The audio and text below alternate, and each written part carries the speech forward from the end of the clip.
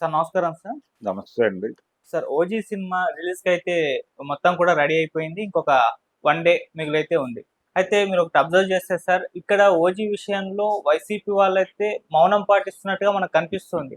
మామూలుగా పవన్ కళ్యాణ్ గారి గత సినిమాలు, ప్రీవియస్ సినిమాల్లో ప్రతిసారి వైసీపీ ఇన్వాల్వ్ అవ్వడం, ఏదో ఒక కామెంట్ చేయడం మనం చూసాం. 'హరిహర వీరమల్లు' విషయంలో కావచ్చు, 'బ్రో' విషయంలో కావచ్చు, అంతకుముందు సినిమాల విషయంలో కావచ్చు. కాకపోతే 'ఓజీ' విషయంలో మాత్రం సైలెంట్‌గా ఉన్నారు. ఎక్కడ నెగెటివ్ కామెంట్స్ కానివ్వండి ఇవేం చేయట్లేదు. ఒక టికెట్ రేట్స్ ఇష్యూ విషయంలో చిన్నగా మాట్లాడి సైలెంట్ అయిపోయారు తప్పితే పెద్దగా హడావిడైతే లేదు.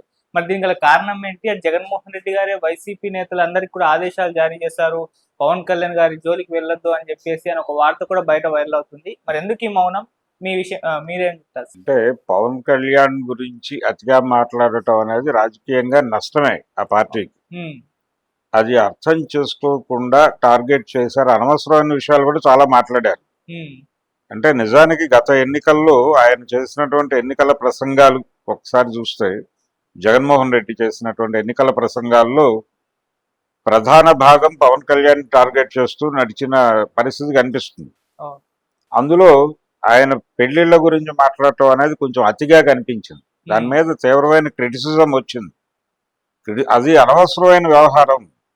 మనకి రాజకీయానికి సంబంధం లేని వ్యవహారం మాత్రమే కాదు, అది కాన్స్టిట్యూషనల్ వయలేషన్ అవుతుంది అని కూడా చెప్పడం జరిగింది.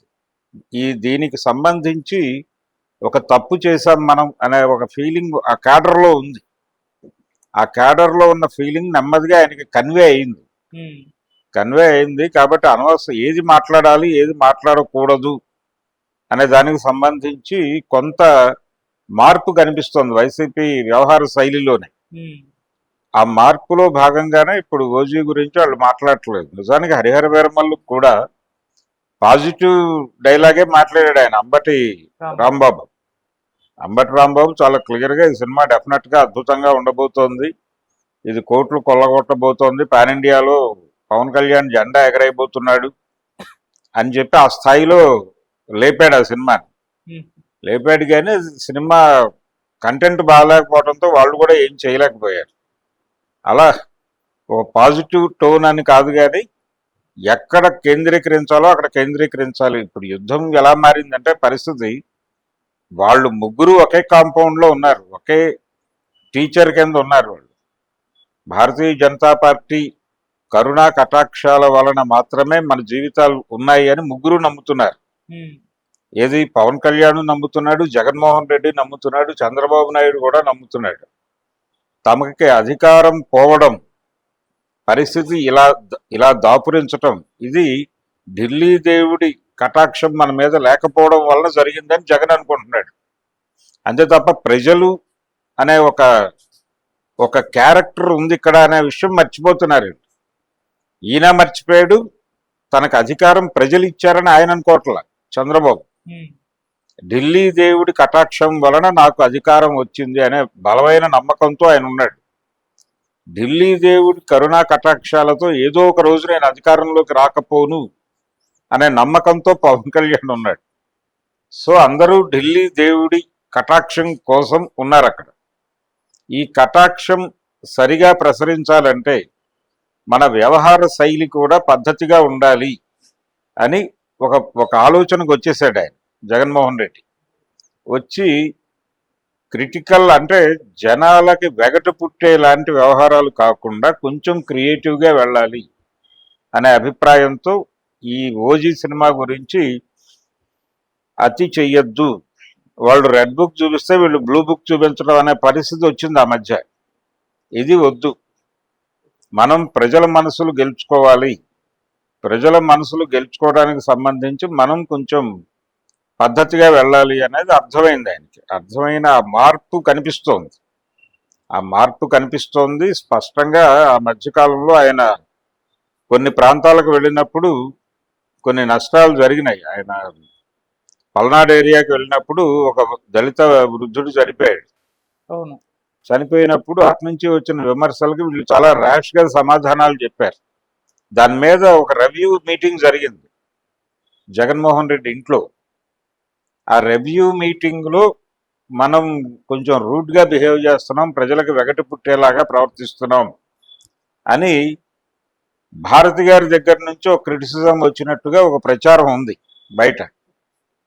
అంటే ఈ దూకుడుతనం అనేది ఇబ్బందిగా మారుతుందేమో ఆలోచించుకోండి అని.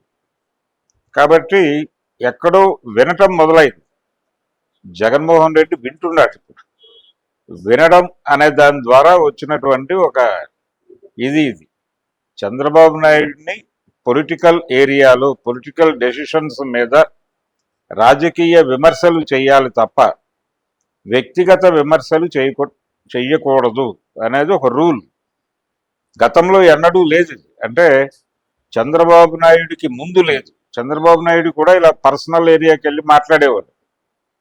ఆయన మొదలుపెట్టిందే ఈ యాక్టివ్ అపోజిషన్ అనే ప్రోగ్రాం. అయిన దానికి కాని దానికి మీద పడిపోతే తప్ప జనం మన గుర్తుపెట్టుకోరు అని అనుకుంటాడు ఆయన. ఈ యాక్టివ్ అపోజిషన్ అనే ఐడియాలజీ దగ్గరే ఎన్టీఆర్తో విభేదాలు మొదలైనాయి ఆయనకి. ఏది 89లో ఓడిపోయినప్పుడు యాక్టివ్ అపోజిషన్ అని ఈయన అన్నాడు. అక్కర్లేదు, పాసివ్ అపోజిషన్తో కూడా విజయం సాధించవచ్చు.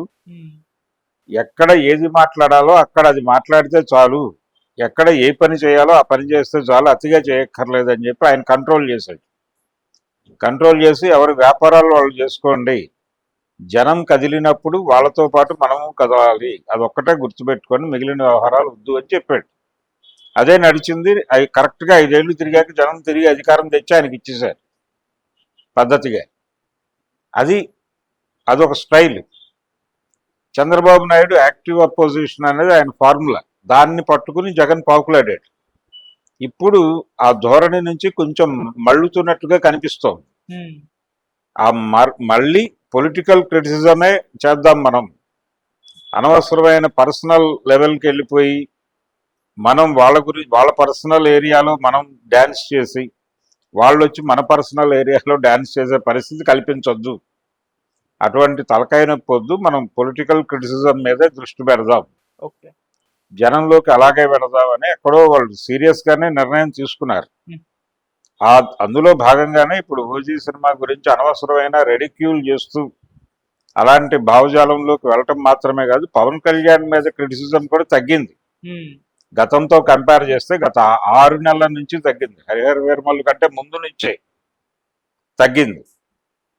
రెండోది, తన టికెట్ల రేట్ల పెంపు వ్యవహారం మీద కేసు వేసింది కూడా వైఎస్ఆర్సీపీ నుంచి కాదు. అది వేరే ఒక ఐఏఎస్ ఆఫీసర్ పెట్టినటువంటి ఒక పార్టీ నుంచి జరిగింది. అదేదో కాంగ్రెస్ ఆ పార్టీ నాయకత్వం వేసింది తప్ప జగన్మోహన్ రెడ్డి వ్యవహారం కాదు అది. అందుకని అప్పటి నుంచే ఆయన కొంత ఎలా వెళ్ళాలి, తన ప్రయాణానికి సంబంధించి తను తిరిగి ఢిల్లీ దేవుడి కరుణ పొందటానికి ఏం చేయాలి అనేటువంటి ప్రోగ్రాంలో ఉన్నాడు. అంటే ఒక ప్రచారం అయితే ఉంది జనాల్లో. అదేంటంటే ఒకవేళ చంద్రబాబు నాయుడిని పక్కన పెట్టాలి అని ఢిల్లీ దేవుడు అనుకుంటే మళ్ళీ పవన్ని జగన్ని కలిపి ఒక ఫార్ములా తయారు చేయగలరు వాళ్ళు అనే మాట ఒకటి ప్రచారంలో ఉంది ఆంధ్రప్రదేశ్లో.